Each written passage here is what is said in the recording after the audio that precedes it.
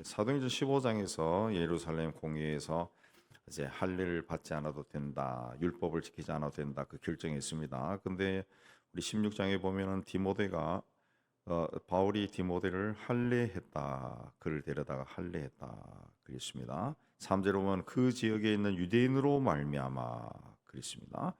그리고 이는 그 사람들이 그의 아버지 헬라인인 줄 다 알미러라 그랬습니다. 예루살렘에서 결정된 것이 아직 교회 공동체에 다 전해지지 않았습니다. 그래서 바울이 디모데를 데리고 다니면은 불필요한 논쟁이 일어날 수도 있고 또 복음 전도에 또 방해도 될 수 있고 하니까 시비거리를 미리 없애버리고 또 지도자로서 본을 보인 겁니다. 그러면서도 4절에 보면은 바울은 여러 성으로 다니면서 예루살렘에 있는 사도와 장로들이 작정한 규례를 그들이 주어 지키게 했다. 예.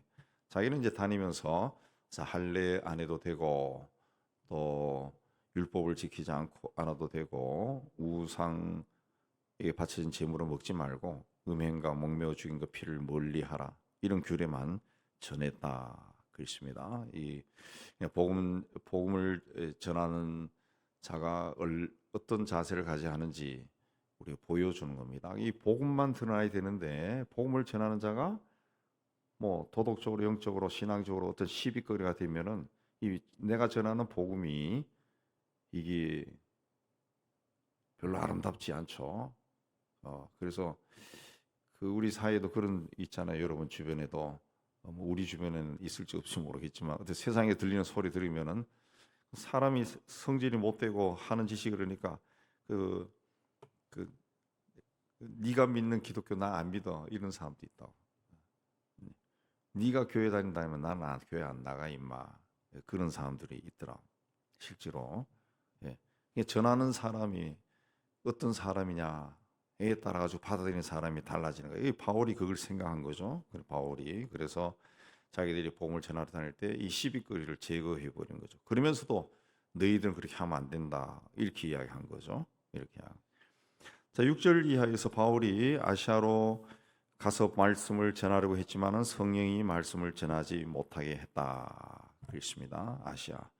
예, 이 당시만 해도 유럽이라고 하는 나라는 아직 이 오늘날의 유럽처럼 그 세팅이 되지 않은 거죠. 야만족이 사는 거죠. 예, 저 막 독일이나 그쪽 북쪽에 막 바이킹족도 있고 야만족이 사는 거고 아시아는 굉장히 문명이 찬란한 곳이기 때문에 아시아로 가려고 했지만은 못했다 그랬습니다. 그래서 그들이 6절에 부르기아와 갈라디아 땅으로 다녀가 무시아 앞에 이르러 부르기아와 갈라디아 땅은 이제 터키로 이야기하면은 중북부 지방입니다. 우리로 이야기하면은 이제 남쪽에서 안디옥이면은 이제 남부 지방 쪽에서 쭉 올라와서 충청북도 그쪽을 이제 지나서 무시아 앞에 이르렀다. 경기도 정도에 이른 겁니다. 경기도. 그래서 비두니아로 가고자 황해도 쪽으로 올라가려고 했지만은 예수께서 허락하지 않았다. 그랬습니다. 항해도로 해가지고 저 함경도로 올라가려고 했지만은 예수 영이 허락하지 않아서 다시 무시아 경기도를 지나가지고 드로아 충청도로 내려갔다는 겁니다. 충청남도 쪽으로. 예. 그때 밤에 환상이 바울에게 보여서 마게도냐 사람이 나타나서 마게도나를 건너와서 우리를 도와라 그랬습니다. 예.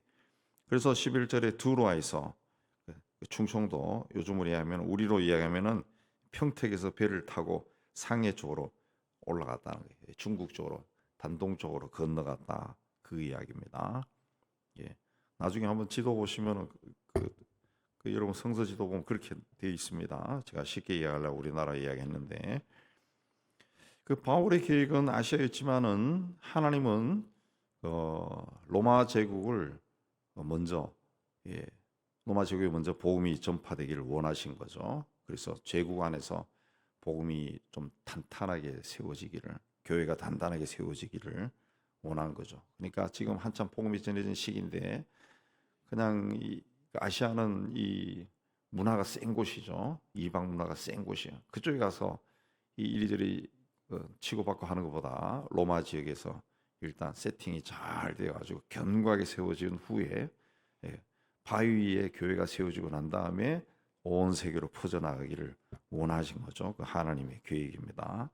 그래서 배를 타고 빌립보에 이르렀다. 사모드라기로 직행해서 에게해를 건너서 빌립보에 도착한 겁니다. 빌립보는 알렉산더의 아버지가 필립인데 그 필립이 건설한 도시라 해서 빌립보, 그 빌립이라고 그렇게 이야기했습니다. 그 빌립보에 도착했다 그랬습니다.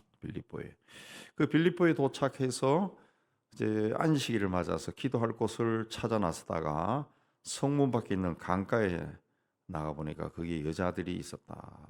옛날에는 이제 강이라 하는 곳이 이제 그 기도처, 기도하고 명상하고 뭐 요즘도 그러지만은 그런 역할로 많이 쓰여 있답니다.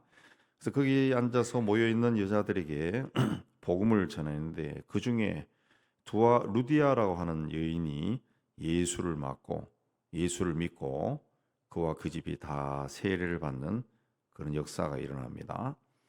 그 당시 그 자색 옷감이라 하는 것은 오늘날에도 그 자색이 어울린다 그러면은 귀티 난다 그렇게 이야기하지만은 왕족이나 부유한 사람들이 입던 옷을 만드는 옷감이 바로 이 자색입니다.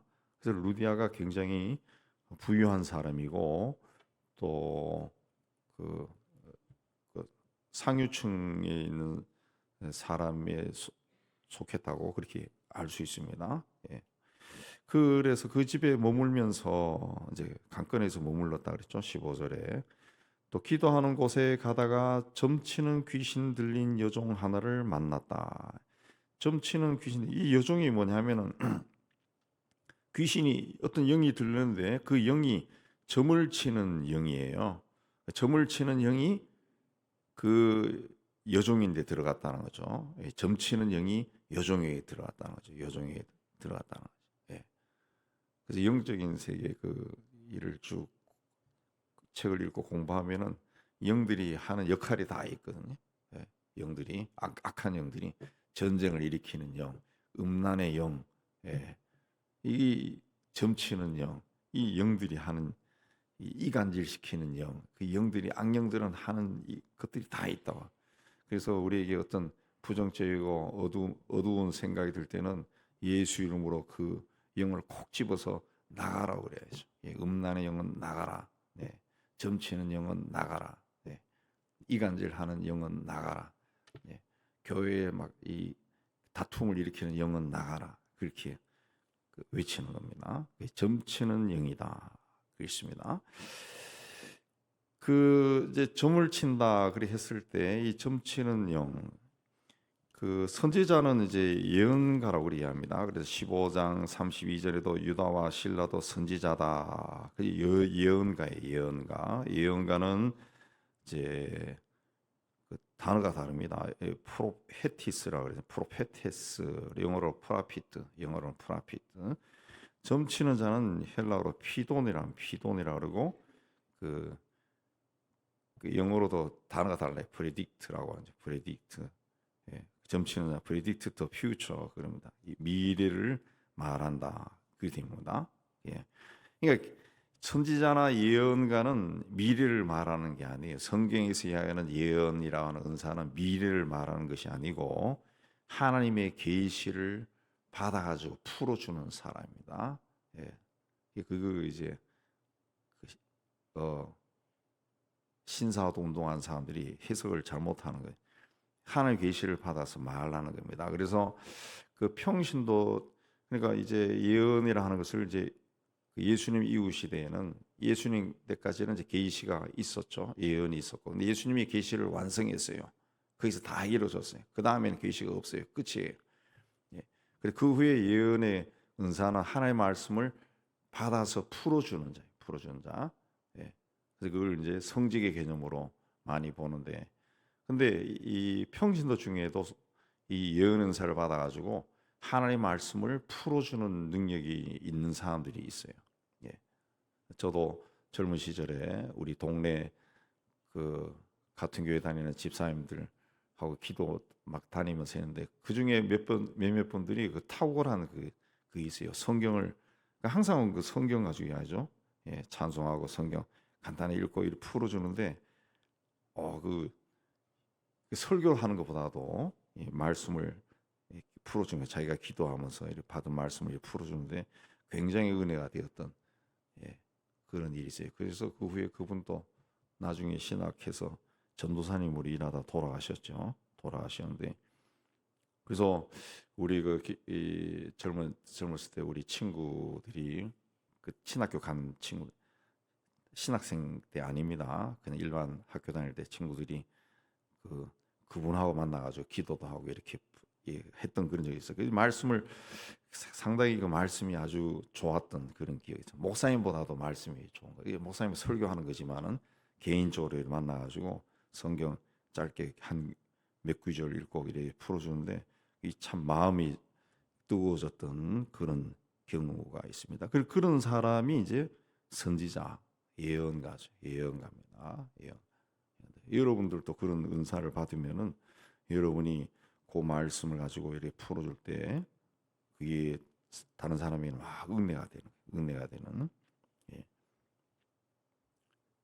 이런 거예요. 제가 이제 방금 말한 것처럼 점치는 거는 뭐 점치는 귀신 들린 여종 그렇게 했을 때 이 점치는 귀신 들린 여종은 여종이 아니라 점치는 귀신이 있다는 거죠. 점치는 귀신. 예. 이렇게 딱 풀어주면은 듣는 사람이 굉장히 뭔가 머리가 시원해지잖아요. 안 그런가요? 이렇게 풀어주는 거예요. 풀어주는 거. 그게 이제 선지자, 예언의 은사입니다. 계시를 풀어주는 거. 예. 점치는 게 아니라 점치는 것은 predict the future인데 미래를 말하는 건데 그게 아닌 거예요. 뭐 김 지사는 오늘은 어디 가면 좋을 것 같아. 그거 하려고 했지. 그거 해봐. 이게 아니라는 거죠. 예, 그게 아니라는 거죠. 그건 자칫 잘못하다가 엉뚱하게 나갑니다. 여기도 나오지만은 이 점치는 귀신이 돈을 벌어요. 점치는 귀신. 오늘날에도 그런 식으로 점치는 식으로 예언의 은사를 행하면 돈 법니다. 돈 법니다. 사람들이 막 간다고. 또 그렇게 하는 어떤 그 교회 공동체도 사람들이 굉장히 많이 몰려가지고 부흥하는데 부흥이라보다 사람이 많이 모이는 건데 그게 진짜 성령께서 하신 일이냐 했을 때는 아니다라고 말할 수 있는 요소들이 굉장히 많아요. 굉장히 많아요. 네. 일단 그 리더가 전혀 도덕성이 없는 사람이고 굉장히 문제가 많죠. 문제가. 그래서 이 점치는 귀신이 큰 이익을 줬다 그랬습니다. 이 점치는 귀신이 들린 여종 때문에 큰 이익을 얻은 거예요. 그래서 이 주인들이라 그랬어요. 16절에 주인들. 그러니까 이 여종에게 점치는 영이 들어가니까 얘가 그걸로 점을 치니까 사람들이 막 몰려오고 돈을 버는 거죠. 이 여종의 값이 비싸진 겁니다. 여종의 값이 비싸진 거예요. 그러니까 주인이 혼자서 살 수 없으니까 여러 명이 아마 이 여종을 산 것 같아요. 소위 주식회사처럼 투자해서 산 거예요. 예.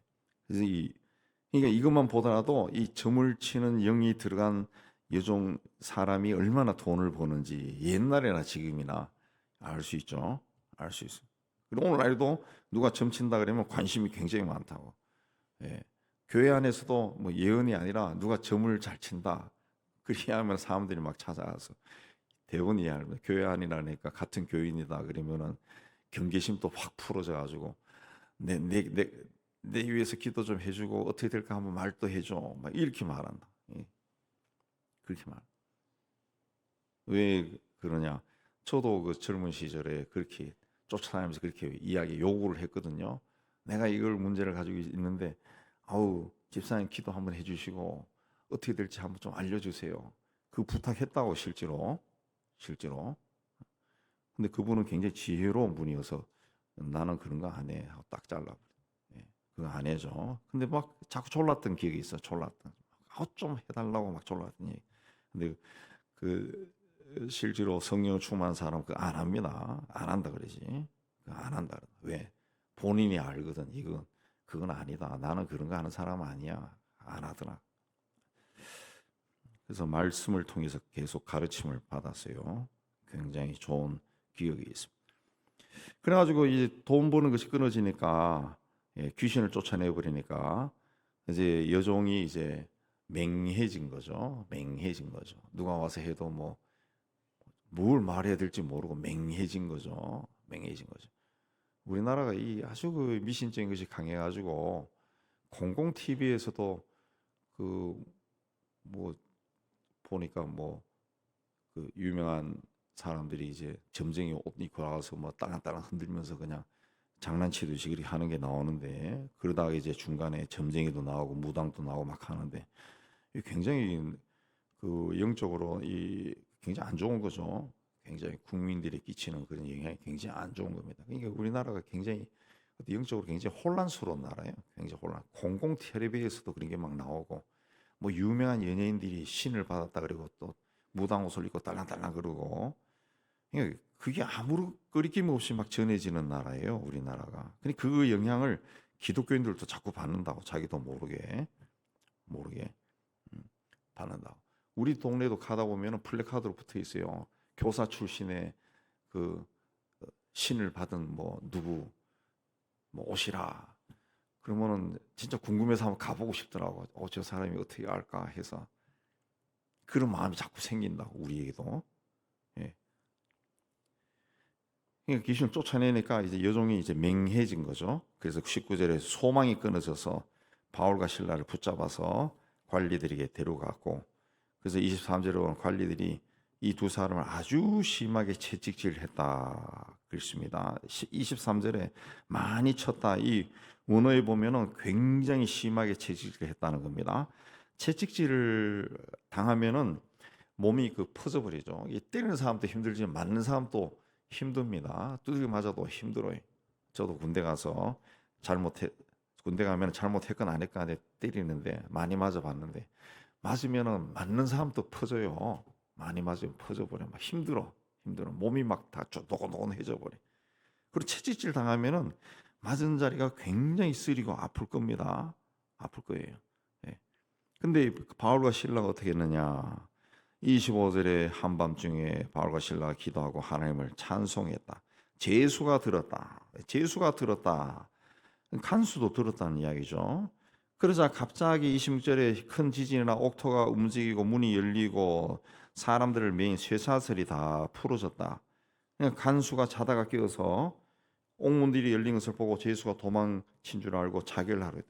간수가 책임져야 됩니다. 로마 시대 법은 제수가 도망치면은 간수가 대신 죽어요. 고문을 당하고 죽어요. 그러니까 자살하려고 했는데 바울이 크게 소리 질러서 우리가 여기 있다 그렇게 소리 질렀죠.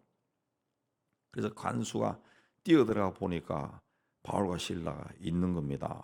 그래서 그 앞에서 선생들이여 그랬습니다. 선생들이여. 30절에 선생들이여 선생님. 그런데 그 원어에 보면은 극존칭으로 이야기한 겁니다. 그러니까 이 25절에 바울과 신라가 채찍에 맞아 대도 기도하고 하나님을 찬송한 소리를 제수도 듣고 간수도 다 들었습니다. 그래서 야, 저 사람들은 희한한 사람들이다. 예. 몽둥이로 맞아도 많이 맞으면은 살이 터져요. 근데 채찍질로 맞으면은 더 터지죠. 살갗이 벗어지고 터지고 그러면 엄청나게 쓰리고 아플 건데 그 와중에도 기도하고 찬송하니까 관수가 야, 이 사람들은 보통 사람이 아니다. 근데 도망도 치지 않은 겁니다. 쇠사슬이 다 풀어졌지만 저절로 이제 선생님이라고 말한 거죠. 내가 어떻게 하면 구원을 받으리까? 네. 주 예수를 믿으라. 그리하면 너와 네 집이 구원을 받으리라. 그랬습니다. 네, 16장 31절. 주 예수를 믿으라. 그리하면 너와 네 집이 구원을 받으리라. 그랬습니다. 그래서 주의 말씀을 그 사람과 집에 있는 모든 사람이 전하더라. 근데 32절과 33절이 좀 바뀌어진 것 같아요. 근데 그래서 이제 간수가 그들을 데려다가 감동을 받아서 맞은 자리를 씻어주고 이 집에 데려가서 간 거죠. 그리고 이제 복음을 들은 거죠. 예수를 믿어라. 그리고 그 집에 말씀을 전해서 복음을 듣고 온 가족이 세례를 받고 같이 음식을 먹고 하나님 믿는 것을 기뻐했다. 35절에 보면 날이 밝으니까 상관이 그들을 석방시켜라. 그러나 바울이 로마 살인 날을 죄도 정하지도 않고 사람들 보는 앞에서 채찍질하고 망신을 줬는데 그러다가 또 갑자기 나가라 그렇게 이야기하느냐? 이게 무슨 짓이냐? 누가 와서 우리를 데리고 나가라라고 호통을 친 겁니다. 그래서 로마 사람이라 하는 말을 듣고 이게 이제 문제가 생길 것 같으니까 상관들이 두려워해서 왔어요. 바울과 실라인데 39절에 와서 그걸 권하여 데리거나 달랜 겁니다. 달랜 겁니다. 아이고 우리 잘못했습니다. 뭐 모르고 했습니다. 달랜 거예요. 그래가지고 이제 성에서 떠나가기를 청했다. 그래서 두 사람이 옥에서 나 루디아의 집에 들어가 형제들을 만나보고 위로하고 가니라. 이제 우리 이렇게 당해서 이렇게 나왔지만은 이제 괜찮습니다. 가세요. 그러니까 여러분 앞으로 이런 힘든 일이 생겨도 그 믿음을 버리지 말고 경과에 서세요. 그렇게 이야기하고 갔다. 그랬습니다. 그 성경에 보면은 바울이 그 채찍에 맞고 이런 일이 여러 번이 그 전에 돌에 맞아 죽은 줄 알고 갖다 버렸는데 또 일어나서 가고 그 보면은 이 보통 사람이 아닌 것 같아요. 굉장한 겁니다. 굉장한. 그러니까 그 예수님을 직접 본 사람 아니에요. 음성을 직접 들은 사람 아니에요. 들은 사람인데 그러니까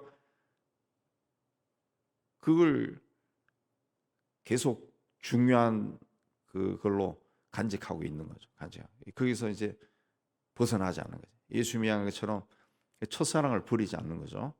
견고하게 들고 있는 거죠. 이렇게 하는 것도 쉽지 않습니다. 돌에 맞아 죽은데도 또 일어나서 또 복음 전하고 채찍에 맞아가지고 막 온몸이 막 터지고 그렇게 그런 와중에도 다시 또 나와가지고 또 위로하고 또 떠나가고 쉽지 않아요. 쉽지 않아요. 그게 성경에 기록되어 있지만 아마 보통 사람 같으면은 루디아 집에서 며칠 동안 머물면서 막 입원 가료하고 막 그렇게 하고 난 다음에 떠날 거예요. 네, 그게 굉장한 거죠, 굉장한 거죠. 근데 오늘 우리들은 저도 경험해 보니까 그런 것 같아요. 그러니까 예수와의 만남이 있다고 할지라도 분명히 인격적으로 만남이 있고 때로는 환상을 보고 주님의 음성을 듣고 주님을 만난 본 경험이 있다 해도 이 현실 생활 속에서 여러 가지 일들이 막 생기면은 내가 예수님을 만나고 주의 음성을 들었다라는 것도 잊어버리고 그냥 또 세상 욕심대로 막 나가버린다. 근데 바울처럼 사는 게 쉽지 않다. 근데 이분이 살았던 삶을 우리에게 그러니까 성경에 기록된 거죠. 이분이 이렇게 살았다라는 것은 굉장한 도전이 되는 거죠. 우리는 주님과의 첫 번의 만남도 잊어버리고 어떤 데는 주님 앞에 막 열심히 있다가 그야말로 막 내 모든 것을 다 바칠 것처럼 막 하다가 어느 날은 그냥 내가 왜 그랬지 하고 후회하고 이런 얍삽한 마음이 막 일어나는데 바울은 그렇게 돌에 맞아 죽을 뻔하고 채찍질 맞아 죽을 뻔하고 그런 경우를 당하고 그러고서도 예수를 믿어라. 그리고 하늘나라에 가기 위해서는 이런 고난을 당해야 된다. 그걸 당당하게 말했다는 거죠. 그래서 우리가 이 시대에 예수 믿는 것이 그냥 세상에서 뭔가를 가지고 소유하고 누리고 남보다 잘 되고 비교해서 풍성하고 이게 아니라는 것을 우리가 좀 생각을 많이 해야 됩니다. 그리고 주님 앞에 내가 어떤 모습으로 서야 될 건가 이걸 또 많이 생각해. 예. 우리 바울은 예수님이 누구라는 것을 분명히 안 거죠. 분명히 알았기 때문에 흔들리지 않는 겁니다. 우리도 어떤 환경에 의해서도 흔들리지 않는 그 믿음을 가지고 주님을 바라보고 나아가기를 주의 이름으로 축복합니다.